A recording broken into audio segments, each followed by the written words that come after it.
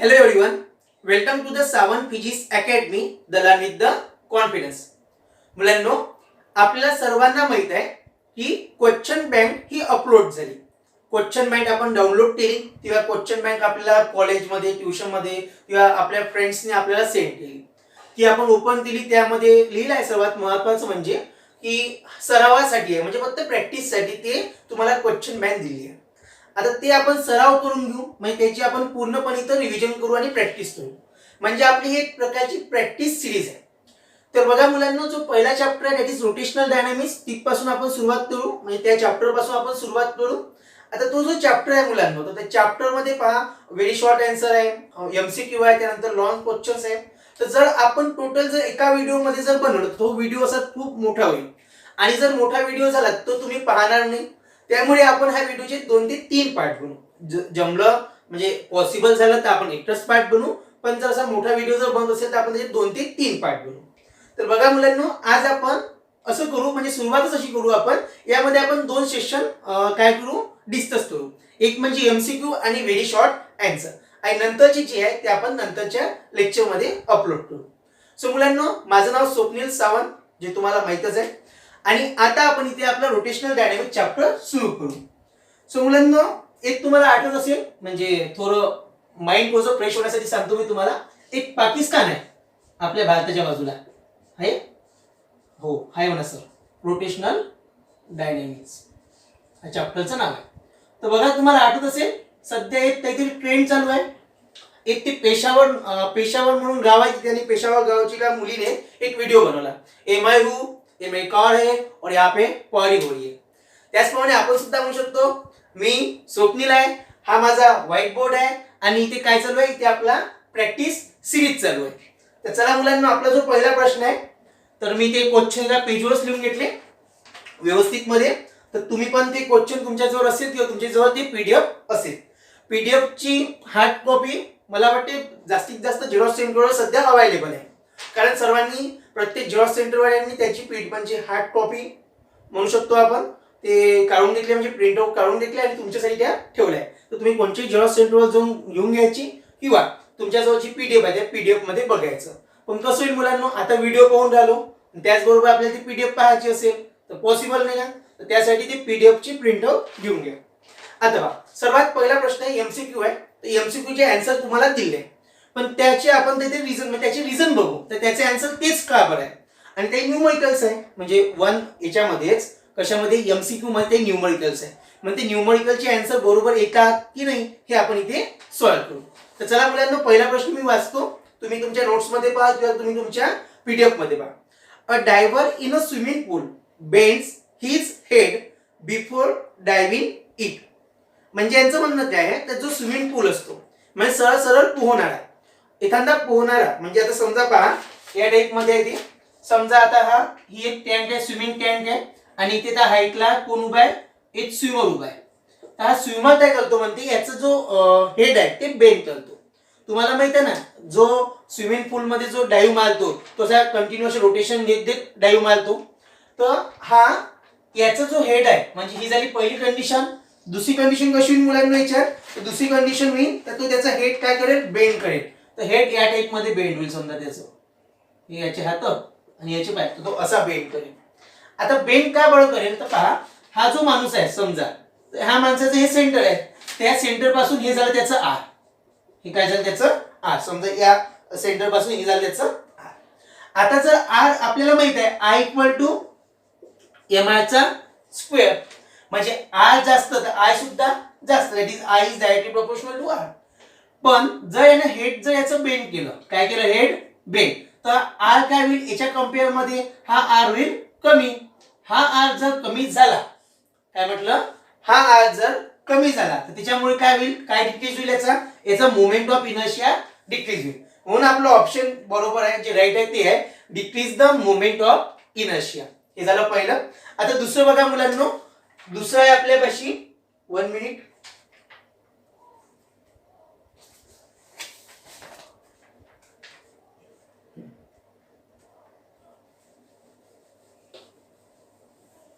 दष्ट दिसत नव्हतं, पहा दुसरं आहे आपल्यापाशी, the angular momentum of a system of a particle is conserve. आता तुम्हाला कन्झर्वेशन ऑफ अँग्युलर मोमेंटम माहिती आहे, तर त्याच्यामध्ये होतं वेन नो एक्सटर्नल कॉर्ड is applied the angular momentum of a system of a particle is conserve. तर हे काय झालं, एक प्रकारचं स्टेटमेंट झालं. म्हणून इथे काय लागेल मुलांनो, वेन नो एक्सटर्नल कॉर्ड ऍक्ट अपॉन द सिस्टम. हे एक कन्झर्वेशन ऑफ अँग्युलर मोमेंटमचं एक स्टेटमेंट आहे. आणि सर्वात महत्वाचं म्हणजे एक असा golden point, platinum point, silver point म्हणू शकतो मी तुम्हाला. तर पेपर जेव्हा हातात येतो ना, तेव्हा सर्वात आधी पेपर लिहायला नाही बसायचं. म्हणजे पेपर आला म्हणजे त्या पेपर जो देतो आपल्याला, पेपर देणाऱ्याने पेपर दिला ना, आपण बस क्वेश्चन नंबर 1 लिहिणं सुरुवात. सर्वात आधी पेपर हा पूर्णपणे व्यवस्थित वाचून घ्यायचा. काय असते मुलांनो, जास्तीत जास्त वेळा एमसीक्यू, जे एमसीक्यू लिहिले असते ना, त्याच्यातलं समजा एखाद्या एमसीक्यूचा आन्सर आपल्याला शेवटपर्यंत भेटू शकतो. म्हणजे मे बी भेटेलच असं नाही, पण सर्वात आधी पेपर हा पूर्णपणे वाचून घ्यायचा. तर मग झालं आपलं पहिलं झालं, दुसरं पण समजलं, ते दुसरं ते स्टेटमेंट आहे. आता तिसरं, a stone is tied to the one end of the string holding in a other end. String is whirled in a horizontal plane with a progressively increasing the speed. It break at some point because answer नाही आहे. तर पहा, सर्वात महत्वाचं म्हणजे यांनी याच्यात म्हटलंय की एक काय आहे म्हणते, a stone is tied a stone is tied to the one end of the string. म्हणजे एक स्ट्रिंग आहे अशा प्रकारची.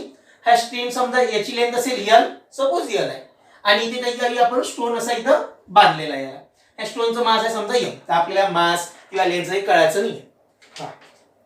काय म्हणते त्याच्यानंतर की तो wheel in a horizontal circle. आता हॉरिझॉन्टल सर्कल म्हणजे तो या टाइप मध्ये असा असा मूव होईल, आणि त्याचा जो स्पीड आहे, म्हणजे त्याचा जो स्पीड आहे तो प्रोग्रेसिव्हली इन्क्रीजिंग आहे. त्याचा स्पीड कसा आहे मुलांनो, इन्क्रीजिंग आहे. तर काय म्हणते, increasing the speed it breaks at the some point. म्हणजे जे आपला जो काय म्हणतो त्याला स्ट्रिंग म्हणतो तो ब्रेक होतो. तर काय बरं होतं, तर मुलांना आपल्याला माहित आहे की कोणत्याही याला जर सर्क्युलर मोशन परफॉर्म करायचं असेल, ते एक प्रकारचं सर्क्युलर मोशन आहे. असं व्हील सर्क्युलर मोशन आहे. तर सर्क्युलर मोशन जर होत असेल तर आपल्याला काय नेसेसरी आहे, that is centripetal force, that is mv²/r. आणि हे काय प्रोव्हाइड करते, हा टेन्शन इन द स्ट्रिंग. पण याची सुद्धा तिथे लिमिट आहे. त्या लिमिट पर्यंत हा अप्लाय होऊ शकतो. त्या लिमिट पेक्षा जर जास्त स्पीड राहिला तर टेन्शन जे राहील स्ट्रिंग मध्ये ते काय होईल, ब्रेक होऊन जाईल. त्यामुळे आपलं जे ऑप्शन येईल ते येईल, the required centripetal force is greater than the tension sustained by the string. म्हणजे सेंट्रिपिटल फोर्स कसा येईल म्हणते, या टेन्शन पेक्षा जर जास्त राहिला तर सस्टेन बाय द स्ट्रिंग होईल. आता हे झालं आपलं तिसरं. आता चौथं पहा मुलांनो, चौथं आहे the moment of inertia. The moment of inertia of a circular loop. Moment of inertia of a circular loop of radius r at distance r/2 around the rotating axis parallel to the horizontal diameter of the loop. म्हणजे एक प्रकारचा थोडासा विचार करण्यासारखा प्रश्न आहे. तर moment of inertia of a circular loop. Circular loop म्हणजे एक प्रकारची रिंग होती. काय होते, रिंग होती. तर ही झाली या प्रकारची रिंग. किंवा आपण याला असं थोडंसं या टाइप मध्ये पण काढू शकतो. हे दोन्ही डायग्राम सेम आहे. हे दोन सेम आहे. आता काय म्हणते त्याच्यानंतर, एक आपल्याला जी डिस्टन्स जायचं ते r/2 एवढ्या डिस्टन्स राहायचं. सपोज हे r झालं, हा r झालं, म्हणजे हे सेंटर झालं, तर हे सेंटर पासून इथपर्यंतचं अंतर r. आणि r/2 म्हणजे मुलांनो याच्या मधात, म्हणजे याच्या सॉरी इथे इथे इथे r/2 समजेल ना. r समजा r एवढं असेल तर r/2 त्याच्या हाफ असेल. आणि rotating axis parallel to the horizontal diameter. आणि हॉरिझॉन्टल डायमीटर काय होऊन राहिला म्हणते मुलांनो, एक अशी ऍक्सिस आहे म्हणते हॉरिझॉन्टल डायमीटर या टाइप मध्ये. हॉरिझॉन्टल म्हणजे आडवा, व्हर्टिकल म्हणजे उभा. काही मुलांना आता पण हा प्रॉब्लेम जातो, व्हर्टिकल आणि हॉरिझॉन्टल याच्यामध्ये आता पण कन्फ्युजन असतात आहेच. व्हर्टिकल आणि हॉरिझॉन्टल म्हटलं नाही, ज्यांना नसेल त्यांची गोष्ट वेगळी, पण ज्यांना मी म्हटलं, ज्यांना प्रॉब्लेम आहे त्यांना समजलं की नाही आपल्यालाच प्रॉब्लेम होता. आता हॉरिझॉन्टल म्हणजे आडवा आणि व्हर्टिकल म्हणजे उभा. व्हर्टिकल म्हणजे उभा. दरवाजा जो असतो हा दरवाजा असतो, तर हे कोणची साइड झाली, हे झाली हॉरिझॉन्टल, हे काय झाली व्हर्टिकल. इथपर्यंत लक्षात ठेवा. मग याच्या r/2 डिस्टन्स एक ऍक्सिस अजून पास होईल. बरोबर आहे. आता बघा, मोमेंट ऑफ इनर्शिया लक्षात ठेवा. तुम्हाला हे प्रॅक्टिस सिरीज करण्याच्या आधी तुमचा तो चॅप्टर व्यवस्थितपणे वाचून झालेला पाहिजे, तो व्यवस्थितपणे समजलेला सुद्धा पाहिजे. आपले व्हिडिओ यायचे युट्यूबवर आपले अवेलेबल आहे व्हिडिओ, आणि ते मला वाटते मी पब्लिक मध्येच ठेवले म्हणजे प्रायव्हेट मध्ये नाही ठेवले. तर moment of inertia of circular ring disc म्हणजे पूर्ण जे रेग्युलर बॉडीज आहेत त्यांचे मोमेंट ऑफ इनर्शिया मी अपलोड केले आहे, ते व्यवस्थित बघून घ्या. तर पहा, moment of inertia of ring disc नाही रिंग किती असते, when pass to the center that is m into r चा स्क्वेअर. इथपर्यंत माहित आहे. हा सेंटर मधून जर पास होत असेल तर एम आर स्क्वेअर असते. पहा तुम्हाला एक गोष्ट दाखवतो तुम्ही 1 मिनिट. पहा या टाइपची जर रिंग असेल, हे डोरेमॉन आहे ना या टाइपची जर रिंग असेल, ही अशी समजा रिंग आहे, तर ह्या रिंगच्या जर सेंटर मधून जर गेलं, सेंटर मधून जर ऍक्सिस पास झाली, तर तुम्हाला जो मोमेंट ऑफ इनर्शिया असतो तो असतो I equal to M R चा square. I equal to M R चा स्क्वेअर.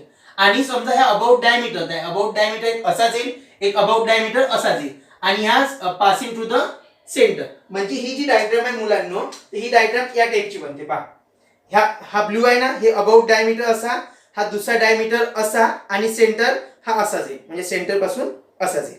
त्यामुळे इथं जर आपण थेरम लावला इथे कोणता थेरम लागेल, that is perpendicular axis theorem. मग परपेंडिक्युलर ऍक्सिस जर थेरम लावला तर IC इक्वल टू ID, आणि दुसरं पण काय असते ID, म्हणजे हे येते ट्वाइस ID, म्हणजे हे येते IC. चला समजली इथपर्यंत. मग यावरून जर अबाउट डायमीटर जर पाहिजे असेल तर IC अपॉन 2. IC म्हणजे moment of inertia of the ring passing through the centre, so mr square by 2 equal to ID. So moment of inertia about the diameter किती असतो मुलांनो, mr स्क्वेअर बाय 2. इथपर्यंत झालं. त्याच्यानंतर काय म्हणते, तो at the distance r by 2 वर आहे. मग त्या जे अबाउट डायमीटर आहे, म्हणजे डायमीटर पासून किती डिस्टन्स आहे तो r बाय 2. मग आपण जर थेरम लॉ अप्लाय, कोणचा थेरम लॉ मुलांनो, एक असते परपेंडिक्युलर, आणि पॅरलल असेल तर पॅरलल ऍक्सिस थेरम. तर हा असतो I naught equal to IC plus mh चा square, where IC means IC काय मुलांनो आपलं जे येईल mr स्क्वेअर बाय, म्हणजे जो IC येईल, तर सॉरी इथे IC कोणचा येईल, इथे ID येईल, कारण तो अबाउट डायमीटर आहे.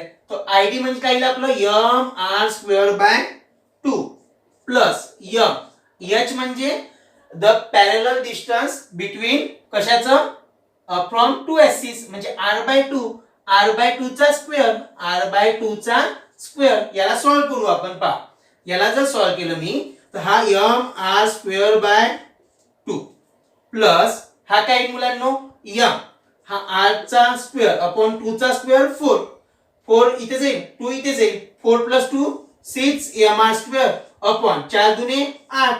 हे काय जाईल मुलांनो, बेट्रिक 6 बेचौक 8, 2 3 जा 6, 2 4 जा 8. तर आपलं आन्सर आलं 3/4 mr चा स्क्वेअर. हे झालं आपलं सॉल्व. तर आपलं जे आन्सर आहे ते किती आहे, 3/4 mr चा स्क्वेअर. चला समजलं इथपर्यंत, व्यवस्थित समजून घ्या. म्हणजे काय होते मुलांनो, आता तुम्हाला हे प्रॅक्टिस साठी दिलेलं आहे शासनानं, तुम्ही असं समजा तसं हेच येईल पेपर मध्ये. समजा एकच्या बेसवर जर दुसरं आलं तर आपल्याला या टाइप मध्ये सॉल्व करता आलं पाहिजे. त्यालाच प्रॅक्टिस म्हणतात, त्यालाच काय म्हणतात, प्रॅक्टिस म्हणतात. आता सपोज हेच न्यूमरिकल आलं, कोणचं आलं, हेच न्यूमरिकल आलं, पूर्ण सेम आहे, फक्त जे डिस्टन्स आहे दोन ऍक्सिस मधलं ते तुम्हाला दिलेलं आहे r बाय 3, ते दिलेलं आहे r बाय 3. तर हे तुम्ही सॉल्व करून आपल्या मला तुम्ही याचं सेंड करा, ते देईल आन्सर. हे तुमच्यासाठी एक होमवर्क आहे, एक प्रॅक्टिस आहे. पहा त्याच्यानंतर आहे गरमी मुलांनी, a 500 kg car takes the round turn of a radius 50 meter with velocity 36 km per hour. The centripetal force is. म्हणजे मुलांनो सर्वात आधी आणि महत्वाचं, न्यूमरिकल सॉल्व करताना सर्व क्वांटिटी त्या एका सिस्टीम मध्ये पाहिजे. एका सिस्टीम मध्ये पाहिजे म्हणजे एक तर ते सीजीएस मध्ये पाहिजे, एक तर ते एसआय मध्ये पाहिजे.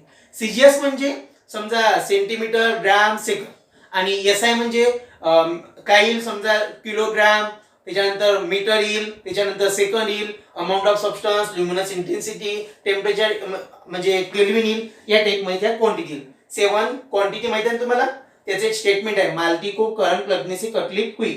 मा म्हणजे मास, ल म्हणजे लेंथ, टी म्हणजे टाइम. पाहिजे लिहितो मी, मालती को करंट लगने से काय होईल तकलीफ होईल. हा एक फंडामेंटल क्वांटिटी लक्षात ठेवायचं एक निमोनिक्स आहे.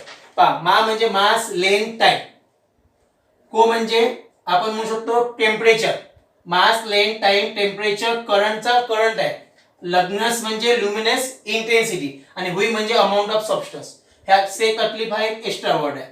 1 2 3 4 5 6 7 टोटल किती क्वांटिटी आहे 60 क्वांटिटी आहे. हे लक्षात ठेवायचं. आता बघा त्याच्यानंतर आहे आपला सर्वात महत्त्वाचं काय म्हटलं मी तुम्हाला, कोणतेही न्यूमेरिकल सॉल्व्ह करताना ते सीजीएस मध्ये एमकेएस मध्ये ते पाहायचं आणि एका सिस्टीम मध्ये कन्वर्ट करायचं. आता बघा तुम्ही जेव्हा वाचाल तेव्हा अ कार 5 म्हणजे 500 किलोग्रॅम म्हणजे याचा जो मास आहे, या बॉडीचं जे मास आहे ते येईल 500 केजी. चला हे कशामध्ये आहे, हे एसआय मध्ये आहे. हे कशामध्ये आहे, एसआय मध्ये. त्याच्यानंतर आपण आहे test the round and turn radius. Radius दिले तुम्हाला 50 मीटर. रेडियस किती आहे 50 मीटर. चला एमकेएस हे सुद्धा कशामध्ये आहे, एसआय मध्ये आहे ना. पण त्यानंतर दिलाय तुम्हाला वेलोसिटी. वेलोसिटी म्हणजे स्पीड. तर स्पीड दिलाय 36 किलोमीटर पर आवर. आता तुम्हाला माहित आहे किलोमीटरचं आपल्याला काय करावं लागेल मीटर आणि हवरचं सेकंद. तर एक लक्षात ठेवा मुलांनो, इम्पॉर्टंट पॉइंट आहे.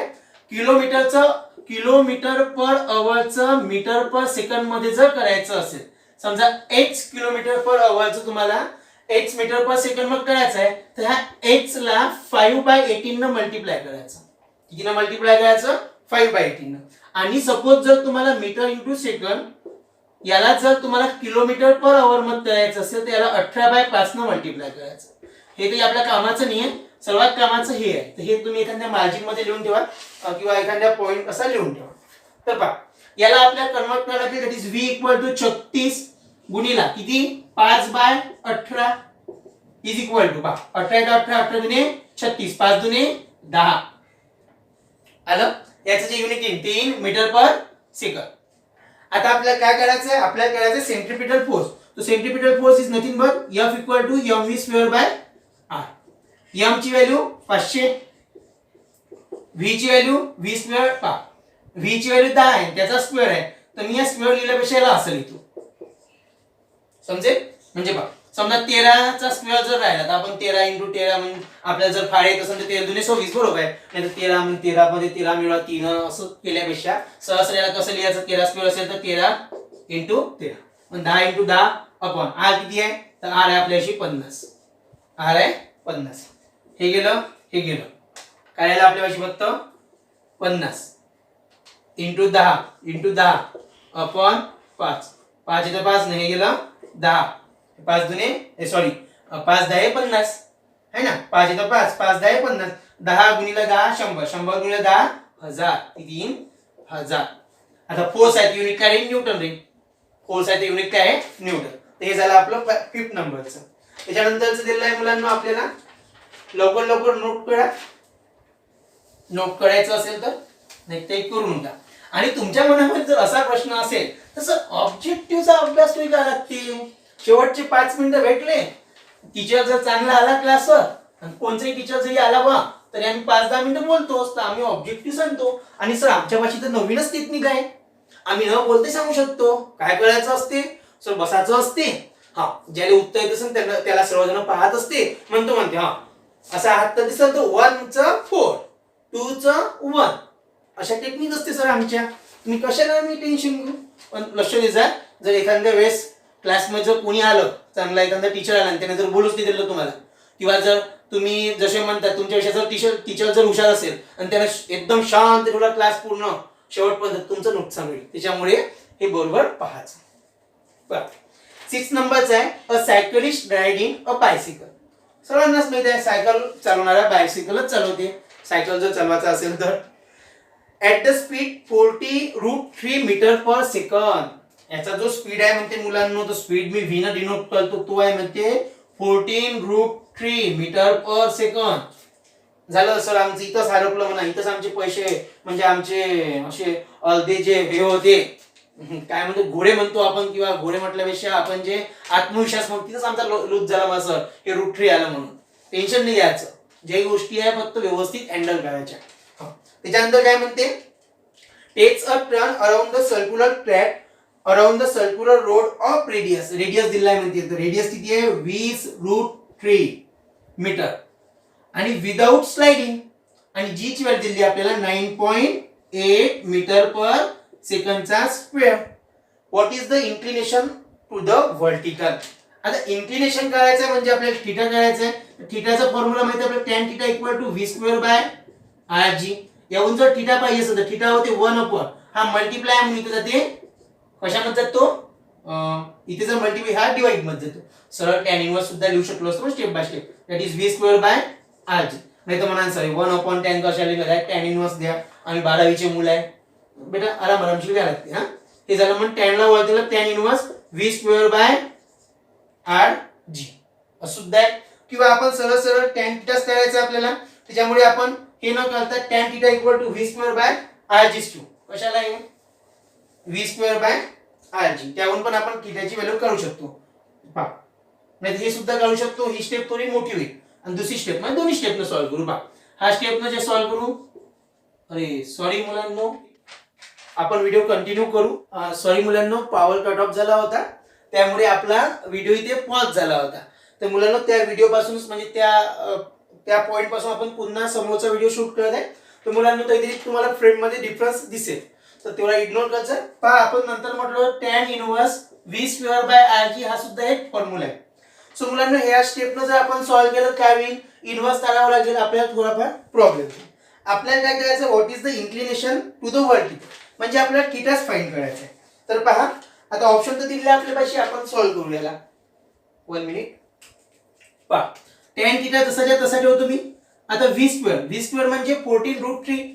आताच मी आपण जे m²/r सॉल्व्ह केलं होतं त्याच्यामध्ये मी म्हटलं तुम्हाला जर एखादा स्क्वेअर येत नसेल तर आपण त्याला असं सुद्धा लिहू शकतो 14√3 × 14√3 लिहू शकतो मुलांनो असं.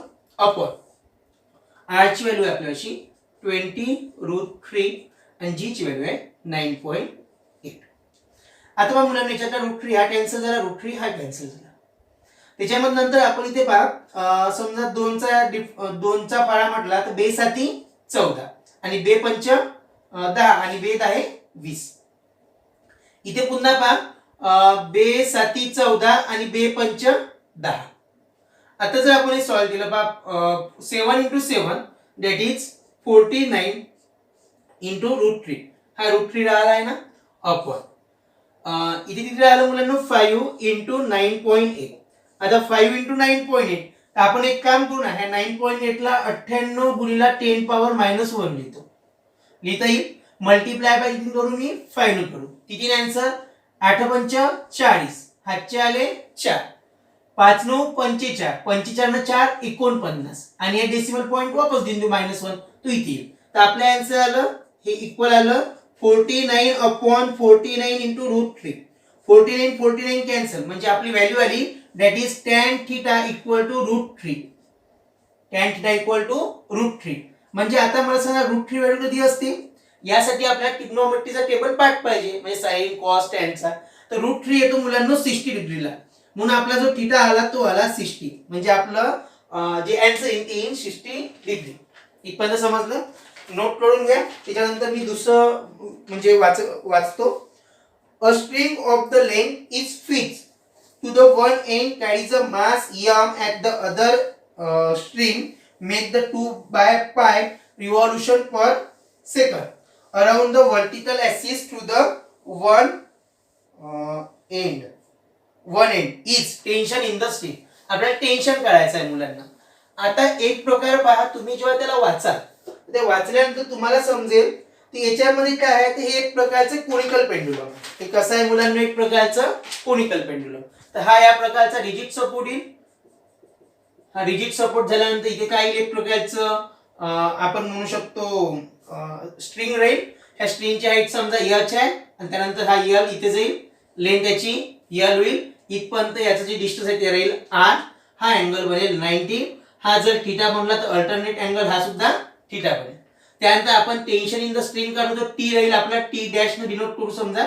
तर इथे पहा एक दोन रिझॉल्व्हमेंट म्हणजे दोन कंपोनंट मध्ये रिझॉल्व्ह होईल. हा होईल टी डॅश कॉस थीटा आणि हा होईल टी डॅश साइन थीटा. हा वेट करेल या कॉस कंपोनंट जो आहे त्याला mg बॅलन्स करेल आणि हा जो कॉम्पोनंट आहे याला येतं m v square by r किंवा आपण एम आर ओमेगा स्क्वेअर घेऊ. काय घेऊ आपण? M R omega square. आता मुलांना याच्यामध्ये आपल्याला काय दिलेलं आहे? तर आपल्याला याच्यामध्ये फ्रिक्वेन्सी दिलेली आहे. तर फ्रिक्वेन्सी किती आहे? फ्रिक्वेन्सी आहे दॅट इज 2/5 2/पाय.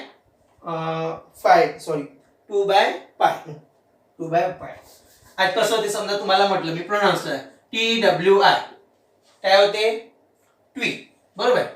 त्यानंतर मी तुम्हाला म्हटलं TWH काय होईल?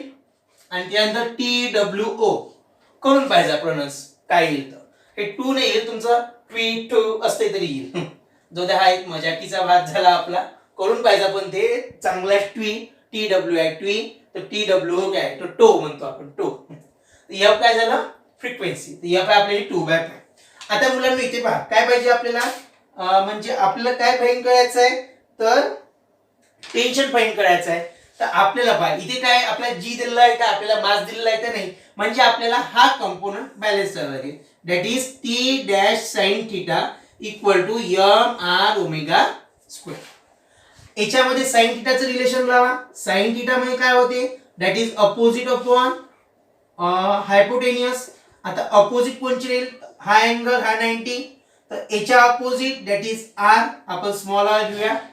स्मॉल आर अपॉन म्हणजे आर आर कॅन्सल झाला पाहिजे ना आणि हायपोटेनियस या 90 च्या अपोजिट दॅट इज एल.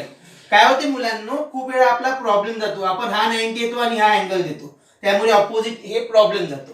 तर हा अँगल न देता हा अँगल द्यायचा वर्टिकल सोबत बनलेला. पहा आता टी डॅश साइन थिटाची व्हॅल्यू काय येईल that is R by L.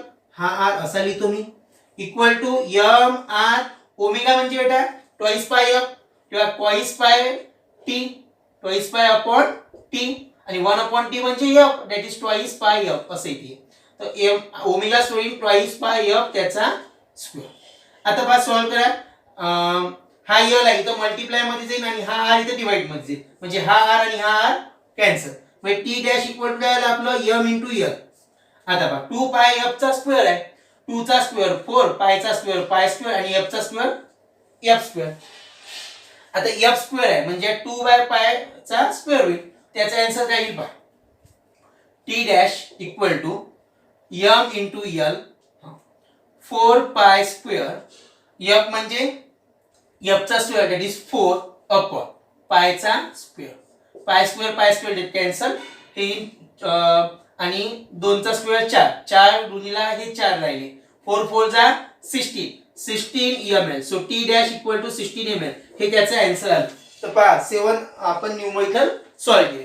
लिहून घ्या लिहायचं असेल किंवा शॉर्टकट मध्ये तुम्हाला स्क्रीनशॉट करायचं असेल तर स्क्रीनशॉट काढून घ्यायचा. सो मुलांना याच्यानंतर आपण व्हेरी शॉर्ट आन्सर जे 1 मार्क ईच साठी आहे तर ते आपण सॉल्व करूया. तर पहिला आहे find the radius of gyration of a uniform disc about an axis perpendicular to its plane and passing through its center. आता मुलांना आपल्याला माहित आहे रेडियस ऑफ गायरेशन आपण शो करतो that is mk square. So k is the radius of gyration. त्याला equation number मी म्हणतो first. त्यानंतर आपल्याला युनिफॉर्म डिस्क काढायचा आहे. तर डिस्कचा जो युनिफॉर्म आहे passing to the centre and perpendicular to the plane तर हा असते I equal to mr square by 2. आता पहा हे आपण दुसरं that is I equal to mr square by 2 म्हणजे इथे तुम्ही लिहू शकता इथे काय लिहायचं तुम्हाला the moment of inertia of a uniform disc and axis perpendicular to its plane and passing to the center is I equal to mr square by 2. This is equation number 2. या दोन इक्वेशनला कंपेअर करू म्हणजे mk square equal to काय ना आपल्याशी mr square by 2. So पहा k square हा m आणि हा m काय जे मुलांना इथं डिवाइड मध्ये r स्क्वेअर बाय 2 m जे cancel so k square equal to r square by 2. यावरून आपण रेडियस ऑफ गायरेशन काढू शकतो. Radius of gyration k equal to under root जेने पूर्ण r by r square by 2 म्हणजे बाहेर काही मुलांना that is r upon root 2. So radius of gyration is r upon root 2. हे झालं आपलं पहिलं. त्यानंतर पहा दुसरं म्हणते does the angle of banking depend on the mass of the vehicle. तर आपल्याला माहित आहे ते इंडिपेंडेंट राहते पण इथे काय लिहायचं इथे लिहायचं काय लिहायचं does the angle of banking depend on the mass of the vehicle. The angle of banking that is कोणचा relation that is tan theta equal to V square म्हणजे हा आर जी टॅन थिटा आहे. पण याच्यावर आपण काय करतो मुलांनो, टॅन थिटा काढतो. टॅन थिटा असते v square by r g. याहून आपण थिटा काढतो. थिटा काय असते tan inverse v square by r g. म्हणजे थिटा काय झाला मुलांनो, अँगल ऑफ बेंडिंग. पण अँगल ऑफ बेंडिंग हा डिपेंड आहे काय? नाही. हा डिपेंड कशावर आहे? व्हेलॉसिटीवर. हा डिपेंड कशावर आहे? रेडियसवर. हा डिपेंड कशावर आहे? Acceleration due to gravity. म्हणजे याहून आपण काय सांगू शकतो? No, angle of bending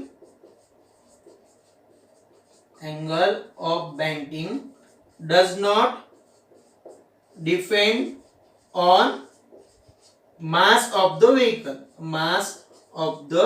vehicle. असं तुम्ही लिहू शकता. झालं मुलांनो, नोट करून घ्या. केलं असेल नोट? दोन आहे तर पॉज करून नोट करून घ्यायचा.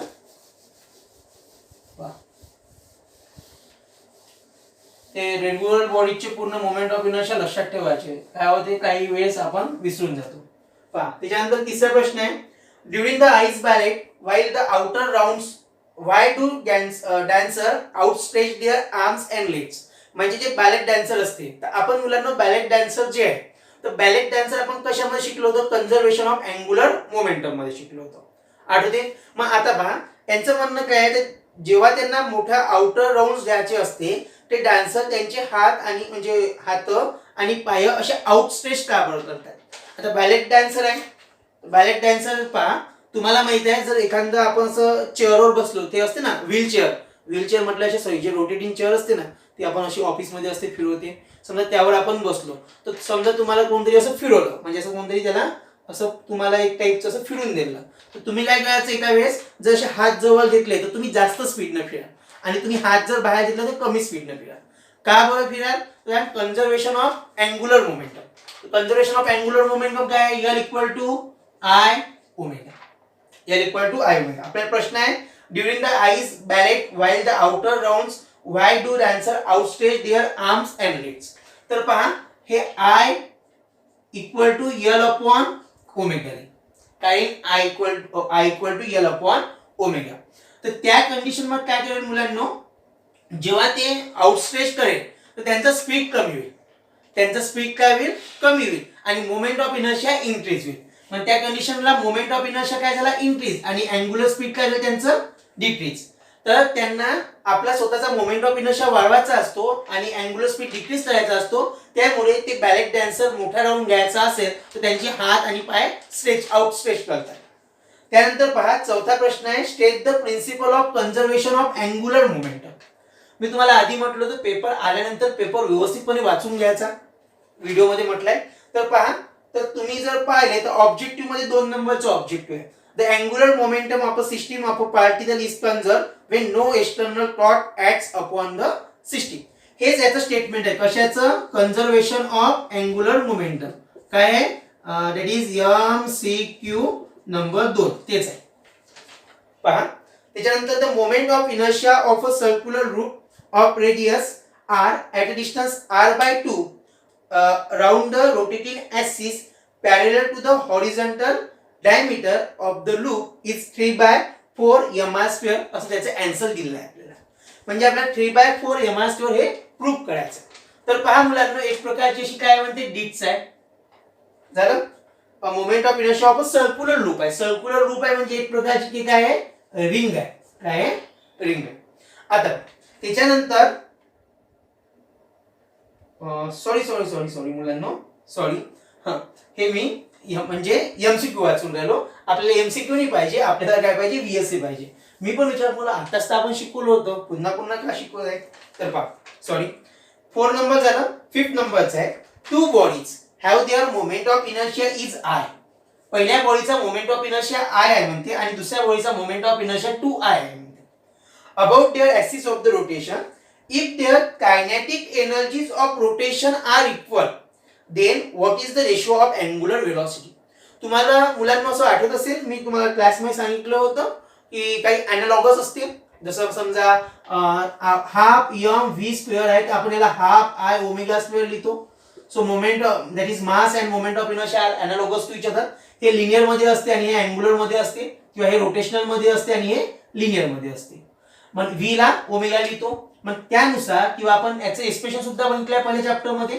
सो जी इक्वेशन येईल ती काय, half i omega square that is the kinetic energy of the rotating body.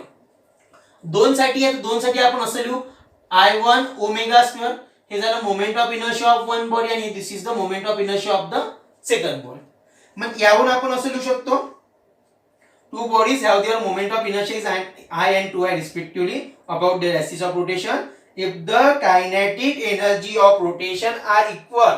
हे काय म्हणते मुलांनो, इक्वल आहे म्हणजे kinetic energy of one body equal to kinetic energy of second body. So half I2 ओमेगाचा स्क्वेअर. आता पहा त्याच्यानंतर काय म्हणते मुलांनो, याचा आपल्याला रेशिओ काढायचा आहे अँग्युलर वेलोसिटीचा. ओमेगा 1 आणि ओमेगा 2 चा आपल्याला रेशिओ काढायचा आहे.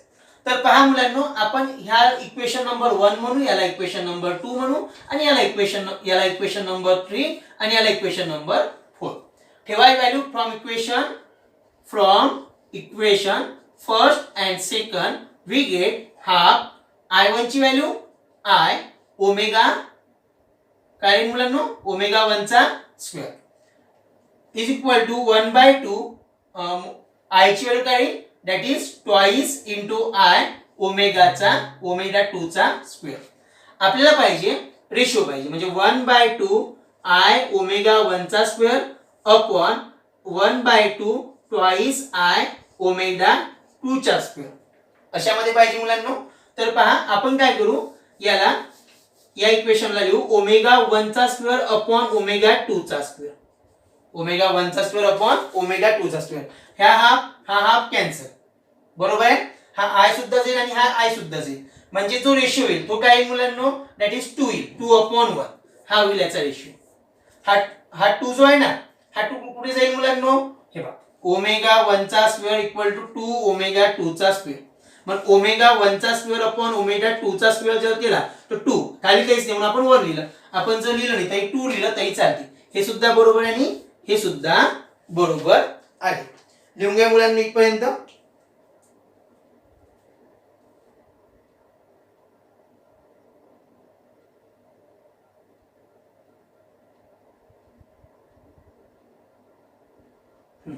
त्यानंतर मुलांनो आपला जो प्रश्न आहे एक न्यूमेरिकल्स आहे म्हणजे a hollow sphere of a radius 6.4 metre what is the minimum velocity required by the motorcyclist to at the bottom to complete the circle. म्हणजे सरळ मुलांना इथे काय आहे lower position of the circle काढायचं आहे. म्हणजे इथे कोणता कन्सेप्ट असेल तर इथे असेल व्हर्टिकल सर्क्युलर मोशनचा कन्सेप्ट. आता व्हर्टिकल सर्क्युलर मोशन काय आहे मुलांना, तर व्हर्टिकल सर्क्युलर मोशन आपल्याला माहित आहे. व्हर्टिकल सर्क्युलर मोशन मध्ये 3 पोझिशनला आपण काढतो, at highest position, at middle position, lowest position. आता मुलांना प्रॅक्टिस सेशन आहे यासाठी मी आपल्याला जे दिलं आहे न्यूमेरिकल हे ऍट द लोएस्ट पोझिशन साठी दिलं आहे. पण मी तुम्हाला होमवर्क देतो. आता होम आपलं असं होम राहील समजा हे झालं होम आणि याच्यामध्ये काय करायचं तुम्हाला वर्क करायचं आहे. होम वर्क आहे तुमच्यासाठी. तर आपण पाहू लोअर पोझिशन साठी पण तुम्हाला मिडल पोझिशन साठी आणि हायेस्ट पोझिशन साठी सॉल्व्ह करायचं आहे. तर पहा सर्वात महत्त्वाचं म्हणजे जी खाली असते ते असते इक्वल टू 5rg, मदत असते ते असते 3rg आणि वरत असते ते rg. v1 equal to rg, v2 equal to v3 equal to 3rg आणि v2 equal to √5rg. Sorry √5rg, √3rg आणि √rg. मग आपल्याला काय म्हटलं तर hollow sphere of a radius दिलेला आहे. रेडियस किती आहे 6.4 मीटर. इथं लॉग टेबलचं काम पडणार आहे. What is the minimum velocity required by the motorcyclist at the bottom to complete the circle. पहा इथे लावू आपण दॅट इज v.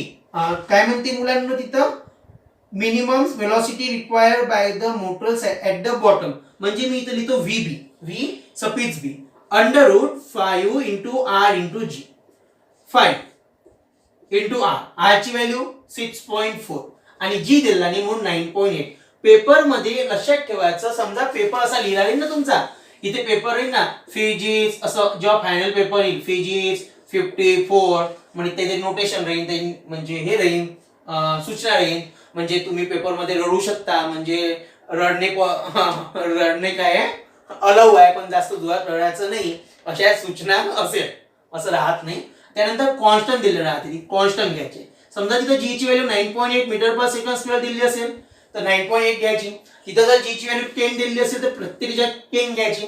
पण काही न्यूमरिकल मध्ये जी ची व्हॅल्यू 9.8 दिल्ली असते, तर आपण 9.8च घ्यायची. आता याच्यामध्ये आपण 9.8 घेऊ, कारण दिल्ली नाही आहे आणि आपल्याला माहिती आपण 9.8 नेहमी घेत असतो.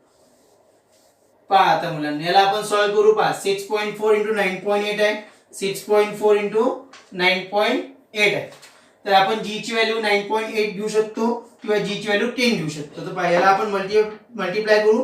तर हा 1 डेसिमल हा 2 डेसिमल दोनच्या साईडनं शिफ्ट केला राईट साईडनं, म्हणून आपण इथे पॉवर -2. हे तुम्हाला समजत असेल.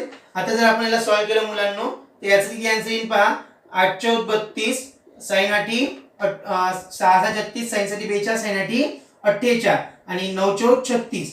तर हे आन्सर येईल 8 6 8 8 16, 14 4 हातचा आला आहे, 4 4 8, हे येईल 84 आणि 6 9 54. याचा जर आन्सर येईल तर 2, हा 84 प्लस 3 85 85 86 87 87 3, हातचे आले 8 8 आणि 4 12 2, हातचा आला 1 62 72 आणि ह्या 2 वापस दिले, दॅट इज 62.72. म्हणजे याला आपलं 5 × 62.72. हा 62.72 ला कितीने मल्टिप्लाय करायचं, 5 ने मल्टिप्लाय करायचं. हा 2 डेसिमल पुन्हा इकडे वापस देऊन देऊ. बेपंचे 10 0, हातचा आले 7 5 35 ने 36, हातचे आले 6 सॉरी हातचे आले 3, 5 दुने 10 आणि 3 13 3, हातचा आला 1 6 5 30 30 ने 31 आणि डेसिमल पॉइंट 2 वापस देऊन देऊ. तर आपली जी व्हॅल्यू आली ती आली 313.60. आणि आता पहा मुलांना लॉग टेबलचा यूज करायचा आहे आपल्याला. या फॅक्टरला आपण कसं लिहू शकतो, तर याला लिहू शकतो पहा 313.60 रेस्ट टू दी पॉवर 1/2. तर हे येईल 1/2 लॉग 313.60. इथे फॉर्म्युला लागला लॉग ए पॉवर m लॉग ए. करा सॉल्व करा. याच्यासाठी आपल्याला लॉग टेबल पाहिजे आणि लॉग टेबल तुम्हाला पाहता येत असेल. लॉग टेबल जर पाहता येत नसेल तर लॉग टेबल पाहणं अतिशय महत्त्वाचं, अति वेळ आणि लॉग टेबल शिकून द्या 1-2 दिवसात. आता 313 आहे, तिथे कॅरेक्टरिस्टिक इन 1 2 3 म्हणजे 3 - 1 कॅरेक्टरिस्टिक किती येईल 2. 31 चा 3 मध्ये 6 चा डिफरन्स पहा. 31 चा 3 मध्ये 6 चा डिफरन्स, 31 चा 3 मध्ये 6 चा डिफरन्स हे आलं 4955. 4955 31 चा 3 मध्ये आणि 6 चा डिफरन्स दॅट इज 8. इथे 8 ऍड होईल. 8 आणि 5 13 3, हातचा आलाय 5 ने 6 9 4 4 9 6 3, कॅरेक्टरिस्टिक 2 म्हणजे 2.4963 इंटू 1/2. याला 2 ने काय करायचंय, डिवाइड करायचंय. सो 2.4963 ला कितीने डिवाइड करू आपण 2 ने. हा डेसिमल पॉइंट नंतर देऊ, 4 डिजिट न नंतर वापस देऊन देऊ. तर पहा बे 1 बे 0, बे दुने 4 0 9, बे चौक 8, खाली उरला 1, बे 8 16, बे 1 बे, म्हणजे आपलं आन्सर आलं 1.2481. 1.2481 आणि 0.2481 चा याचा पाहायचा अँटीलॉग. तर अँटीलॉग साठी पेज पलटवायचं, 0.24 पाहायचं, 0.24 चा 8 मध्ये आणि 1 चा डिफरन्स पहा. 24 चा 8 मध्ये हा आणि कितीचा डिफरन्स पाहू आपण, 1 चा डिफरन्स, म्हणजे आपला आन्सर येईल 1770. आता हा डेसिमल पॉइंट आहे, तर अँटीलॉग मध्ये त्याच्या आधी जी व्हॅल्यू असते त्याच्यामध्ये +1 होते, म्हणजे 1 मध्ये +1 होईल. 1 + 1 2 म्हणजे हे जाईल इथे आन्सर. तर हे झालं तुमचं आन्सर. आता पहा त्याच्यानंतरचा जो प्रॉब्लेम आहे, a bend in a level road has radius 100 metre, find the maximum speed which car turning the bend may have without steering if the coefficient of friction between tire and road is हे मुलांनो 0.8. आता याचा answer काढायचा आहे तुम्हाला. ही velocity काढली, त्याची unit काय येईल मुलांनो, वेलोसिटीची युनिट काय येईल, तुम्ही कसं बोलाल म्हणा, वेलोसिटीची युनिट बरोबर लिहायचं. पहा आता काय आहे, a bend in a level road has radius दिली आहे, that is 100 metre. Find the maximum speed which car turning the bend may have without steering if the coefficient is 0.8. म्हणजे मुलांना आपल्याला याच्यामध्ये काय दिलेलं नाही आहे, सहज दिलं आणि जी ची व्हॅल्यू पण दिली आहे. 9.8 metre per second. Second square. आता पहा सॉल्व करा. काय कसं सॉल्व करा तर सॉल्व करू आपण. आपला फॉर्म्युला माहिती आहे v equal to mu r g. Mu ची व्हॅल्यू 0.8, आर ची व्हॅल्यू 100, जी ची व्हॅल्यू 9.8. 0.8 न जर 100 न मल्टिप्लाय केलं तर किती याचं 80 इंटू 9.8 करा. 9.8 किंवा आपण 80 गुणिले 98 करू. 80 गुणिले 98 तीन मुलांनो पहा 7 करू ना. 8 0 0, 8 8 64, 9 8 72, 0 4 6 2 7 8 आणि 7 आणि ह्या डेसिमल पॉइंट 8 न शिफ्ट केला होता तो परत देऊन देऊ म्हणजे आपला आन्सर येईल 784. आता 784 आहे करा. 784 raised to the power 1/2. So 1/2 log 784. 1 2 3 म्हणजे 2 पॉइंट. हा करा. 78 चा 4 मध्ये 78 चा 4 मध्ये लॉग पहा रे मुलांनो.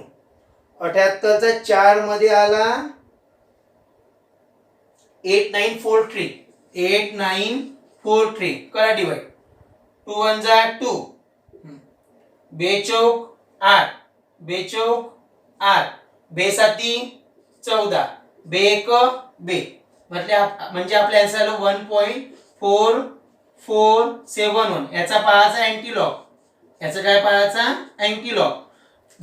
0.44 चा 7 मध्ये 1 चा डिफरन्स. 0.44 चा 7 मध्ये 1 चा डिफरन्स 2799 प्लस 1 दॅट इज 2800. 1 आहे 1 प्लस 1 2 म्हणजे इथे डेसिमल पॉइंट म्हणजे आपला आन्सर आलं 28. म्हणजे आपल्याला दिलेलं गिवन आन्सर हे बरोबर आहे. आता हे काय आहे वेलोसिटी आहे. याचे युनिट काय that is metre per second. आता म्हटलं तुम्हाला वेलोसिटीचं काय. आता याच्यानंतरचा जो पॉइंट आहे मुलांना तो आपण नेक्स्ट लेक्चर मध्ये डिस्कस करू. थँक्यू.